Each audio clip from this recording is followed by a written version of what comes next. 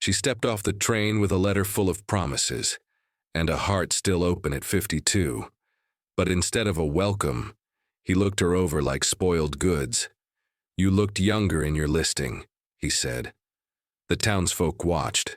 Some smirked. She didn't cry. She just turned, clutching her dignity tighter than her bag, and walked straight into the wind.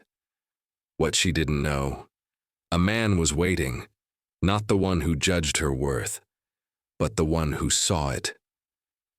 Before we begin, if stories from the Old West filled with quiet strength and unexpected love speak to your heart, consider subscribing. Your support helps us keep these frontier tales alive, and we're truly grateful to have you with us. Now, let's begin. The train hissed as it slowed, steam curling like restless ghosts into the cold Wyoming air. Clara Withmore stepped down from the final car, her boots landing on the dust-blown platform with the quiet weight of someone who had come far, not just in miles, but in years. The wind caught Clara's hem, navy calico, neatly pressed but softened by time, and lifted it just enough to show the scuffed leather of her shoes. She straightened, one gloved hand gripping a worn carpet bag, the other brushing her salt-silvered curls beneath a sensible bonnet. She wore her Sunday best, not out of vanity but ceremony, the belief that stepping into a new life deserved a kind of reverence. Around her, the town of Rollins exhaled its usual rhythm, boots clattering on boardwalks, a distant horse snorting, a bell jangling as a door opened to the general store. It wasn't a large place, just wide streets and low buildings that leaned into the wind like they knew how hard winters could be. But Clara didn't notice the buildings. Her eyes were fixed ahead, searching. In the bodice of her dress, tucked near her heart, rested a folded letter, creased and reread too many times to count. Warren Blythe, a widower, ranch owner, and the author of kind, flowing script. He had written of loneliness and longing, of needing someone to share the quiet. His words had been gentle, respectful. She had read them aloud to herself at night, whispering them like prayers to a future she dared to believe in. At 52, Clara hadn't expected to be anyone's bride. Not again. But the letter had stirred something fragile and flickering in her. Not just hope, but dignity. A belief that she might still be wanted, chosen, seen. So she had sold her furniture, kissed her sister goodbye, and boarded a train that rattled westward for 5 long days, across plains and silence and the shadows of mountains. And now she was here, dust on her hem, wind in her lungs, her heart, despite everything, still open. He was waiting just beyond the depot steps, leaning against a hitching post with his hat tipped low and arms folded tight across a heavy coat. Warren Blythe. His face, when she saw it, was rough-hewn and square-jawed, the kind that might have been handsome once before time and pride carved it hollow. He looked at her like a man studying livestock, head tilted, eyes narrowing, measuring. Clara smiled, soft and nervous, lifting one hand in polite greeting. "You're Clara?" he asked, as though the name itself had soured in his mouth. "I am," she answered, steady despite the tremble in her chest. "It's good to finally meet you, Mr. Blythe." He didn't respond, just stepped forward slowly and looked her over like she was a mistake someone else had made. His lips parted, then pressed together again. The silence between them thickened. "I thought," he began, then stopped. His eyes moved over her face, her figure, her age. "You looked younger in your listing." Clara blinked. The words stung, but she said nothing. Her shoulders lifted barely with practiced dignity. "I never said I was young," she replied gently. "Just that I was honest. And willing." Warren huffed, half laughing, half sneering. "Willing," he muttered. "I suppose I expected someone prettier, more lively." A few townsfolk lingered nearby, pretending not to listen. A man from the feed store leaned on a barrel. A woman across the street squinted toward them over her spectacles. Clara felt the eyes, the judgment, the cruel theater of it all. "I came a long way, Mr. Blythe," she said quietly. "On your word." He shook his head and took a step back, raising both hands like she'd drawn a pistol. "I never promised anything." "It's not gonna work," She stood there as the wind tugged at her coat, and the moment peeled away the last of her pride. Warren turned and walked off down the street without another word. His boots echoed against the boards until he vanished into the doorway of the saloon. Clara didn't cry. Not yet. But something inside her folded. Not broken, not crushed, but tucked away, as if even her sorrow had learned to keep its voice low. She walked until the town blurred behind her. Just shapes in the wind, lights flickering like memories through dust. The sky had begun to turn, slow and gray, the kind of sky that presses close and whispers of rain not yet fallen. Clara didn't care. Her shoes scuffed the frozen ground as she passed dry grass and broken fence posts, each step quieter than the last. Her breath came in small clouds, and her eyes, dry, wide, fixed only on the land ahead. No one called after her. No one followed. In that moment, she belonged to nothing but the wind. Out past the last shack, the prairie opened like a question no one wanted to ask. Far in the distance, a sliver of mountains. Closer still, the soft rise and dip of ranchland, fenced, but empty. She paused near an old cottonwood, its branches bare but reaching, as if even in winter it remembered what it meant to offer shelter. Then came the thunder, low, crawling, like something dragging its body across the sky. Clara looked up just as the first drop struck her cheek. Cold, sharp. She wiped it away with the back of her glove and thought, absurdly, at least the sky didn't lie. Ahead, a flicker of light, faint, golden, steady. A cabin. She moved toward it with the weary instinct of someone who no longer expected welcome, but still knew the difference between warmth and cold. By the time she reached the front steps, her dress clung damp to her legs, and her bonnet had gone limp. The door opened before she could knock. He was tall, broad-shouldered, his frame outlined by firelight behind him. His eyes met hers.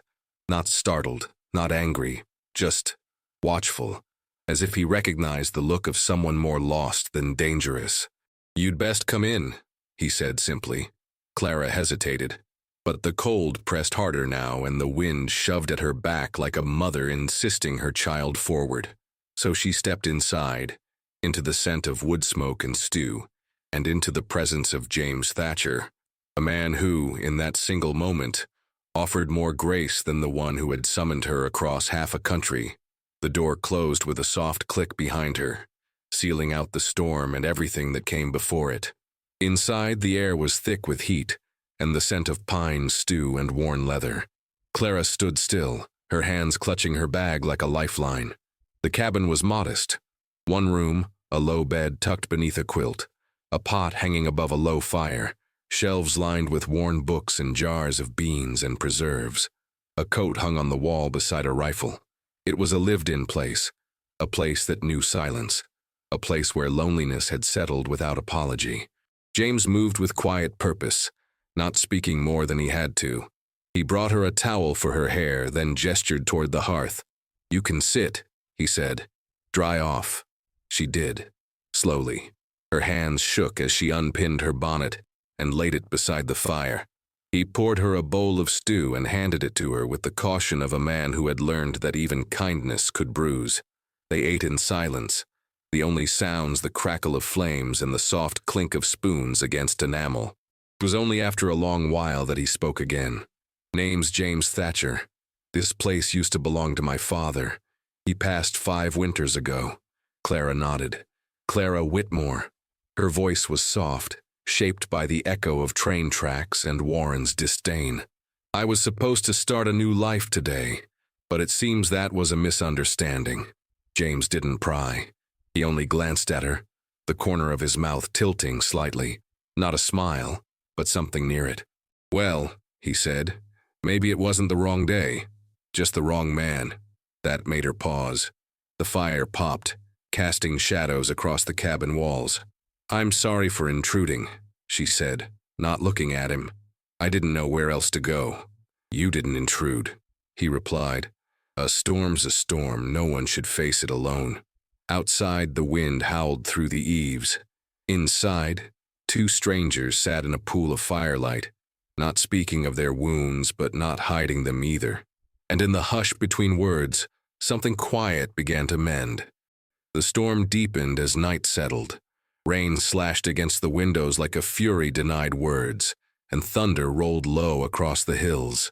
Inside, the fire burned steady, and James poured Clara a second cup of coffee. The silence between them now easier, less sharp. They had spoken of little, where she was from, how long he'd been alone, but the ease wasn't in the words. It was in the breathing, in the not having to explain. Clara's shoulders had softened. Her voice no longer trembled when she spoke. Then came the knock. 3 hard raps, like fists against the spine. James stood slowly, his body shifting as if into another shape. Not violent, but alert. He glanced at Clara once, then crossed the room. When he opened the door, a man stood there, soaked to the bone, coat slick and dripping, a hat pulled low over his brow. "Storm caught me," the man said. His voice was high and fast, too smooth. "Didn't mean to trouble anyone. Just need a dry place to rest, just the night." James hesitated, then stepped back. "Storm's no respecter of strangers," he muttered. "Come in." The man entered like a shadow too fast for the light to catch. His eyes darted, over the fire, over Clara, over the rifle on the wall. He smelled of sweat and something sour. He called himself Ray, and he smiled too much. Clara stiffened. James gave him stew. Ray talked about cattle drives and saloons, about luck and cards and men who didn't know how to keep what was theirs. His stories rolled like dice across the floor, each one louder than the last, and beneath every word was a weight, not of sorrow, but of menace dressed in charm. James said little, Clara said less, but she watched Ray's hands. They fidgeted, strayed. His eyes lingered where they shouldn't. The fire cast long shadows across his face, but none could hide the twitch in his jaw or the twitchier hunger in his gaze. Later, when James stepped outside to check the horses, Ray stood and moved closer to the rifle on the wall. That's when Clara's voice cut the air, calm and firm. "I wouldn't," she said, rising slow. Her fingers rested near a carving knife on the table. "Whatever you're thinking, don't." And for the first time, Ray went still. The silence that followed Clara's words was not empty. It was taut, electric, stretched tight as a wire between breath and violence. Ray's hand froze just inches from the rifle, his mouth twitching into something between a grin and a snarl.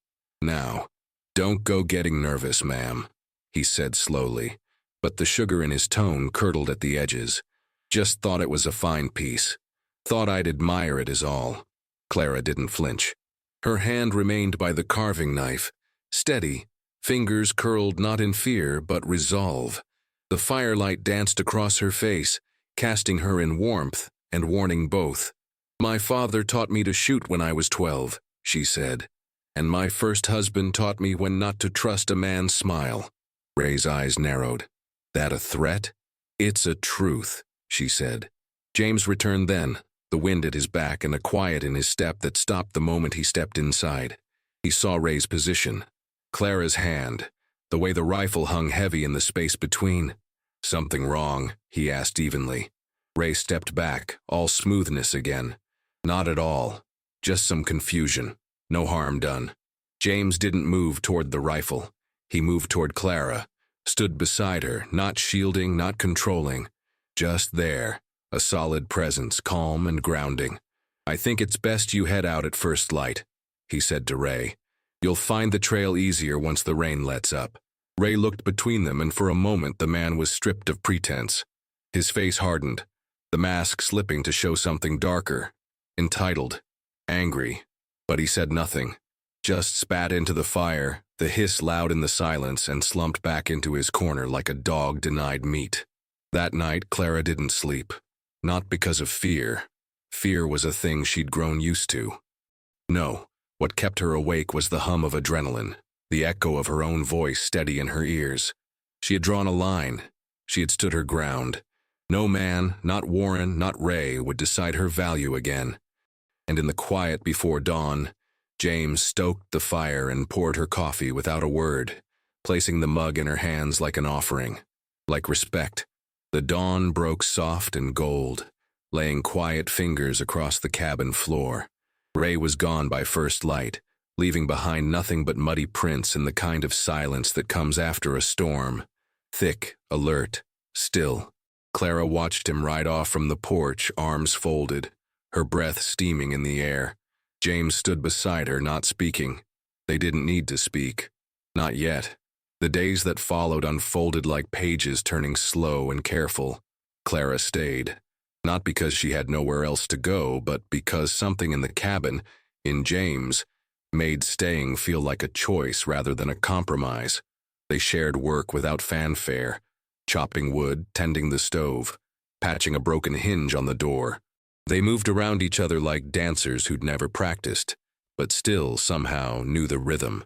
Sometimes, in the quiet hours before supper, they spoke of small things, weather, horses, a recipe for cornbread. But once, as they sat near the fire, James spoke of his wife, Anna, the way she used to hum while washing dishes, the ribbon she wore every spring.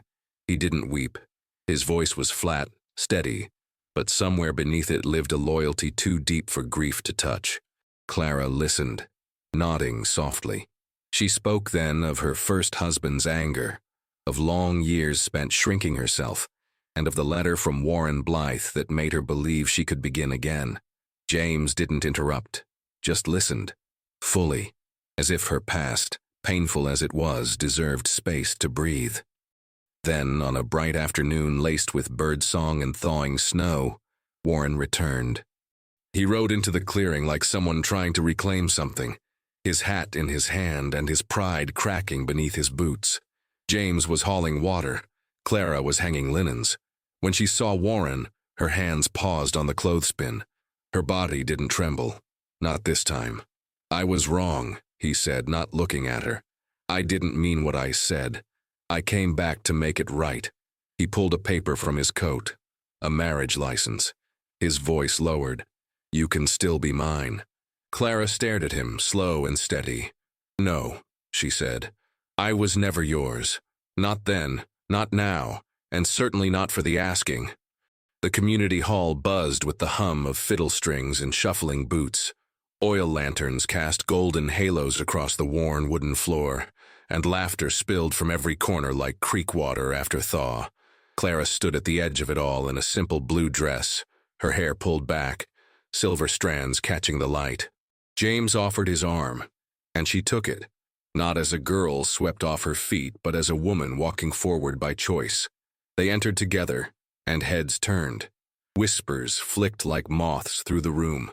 There she was, the woman who'd come west with hopes pinned to a man who'd humiliated her, and yet she walked as if the floor itself had risen to meet her feet, not with defiance, with quiet, unshakable grace. Warren stood near the back wall, drink in hand, bitterness sitting just beneath his eyes. When he saw Clara, he moved toward her, slow, heavy, as if the room itself parted for his shame. "I made a mistake," he said, too loud for privacy. "You should have been mine." Clara didn't answer. She didn't need to. "You're making a fool of yourself," he spat, his voice rising like a flame too close to the curtains. "Everyone knows what kind of woman walks into a stranger's cabin and stays." James stepped forward, jaw set, but Clara raised a hand. Not to silence him, to stand for herself. She turned to Warren, her voice low but steady enough to quiet the music. "What kind of woman?" she asked. "One who refuses to be discarded twice. One who knows the difference between pity and respect." Warren's face reddened. His hand twitched at his side. Then he moved, too fast, grabbed her arm with roughness born of wounded pride. But she was ready. Clara twisted free and stepped back, reaching beneath her shawl. The small revolver James had given her, not out of fear but trust, glinted once in the light. She didn't point it. She didn't need to. "Don't," she said. "Just that." And Warren stopped. A moment later, the sheriff was there, escorting him out into the cold night. The music resumed. The whispers softened. James stood beside her, eyes steady, heart visible. "I know it's too soon to speak of love," he said, "but if ever you're ready, I'll be here, not to save you, just to walk beside you." Clara smiled, slow, tired, and real. He reached into his coat pocket and offered her a ribbon, faded lavender. Anna's. "It's not to forget," he said. "It's to carry forward." She took it. Later, under a sky scattered with stars and the hush of wind through cottonwoods, Clara walked home with James. Not toward a dream promised by a stranger, but into a life she had chosen. Eyes open, head high, hand in hand. She had feared being too old, too late, too forgotten. But the truth was simpler. She had never been any of those things. She had only been waiting for the world to see her clearly, and for a man who already did.